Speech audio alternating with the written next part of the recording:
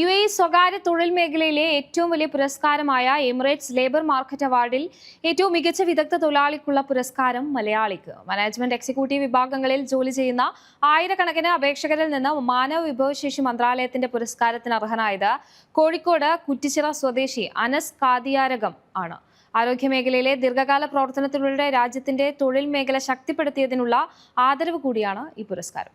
Outstanding workforce വിഭാഗത്തിലെ management and executive ഉപവിഭാഗത്തിലാണ് Anas ഒന്നാം സ്ഥാനം നേടിയത്. അനസിന് 24 ലക്ഷം രൂപയുടെ ക്യാഷ് അവാർഡ്, സ്വർണ്ണ നാണയം, Apple watch, Fazaa platinum privilege card, പ്രത്യേക ഇൻഷുറൻസ് കാർഡ് എന്നിവയാണ് സമ്മാനമായി ലഭിക്കുക. Presidential court for development and fallen heroes അഫയേഴ്സിന്റെ deputy chairman Theyab bin Mohammed bin Zayed Al Nahyan അബുദാബിയിൽ പുരസ്കാരം സമ്മാനിച്ചു.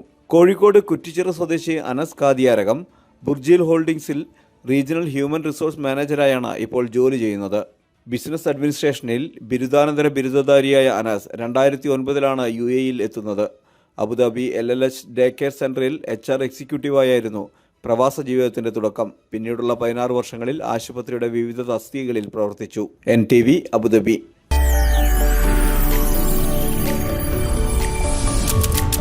NTV UAE to the world.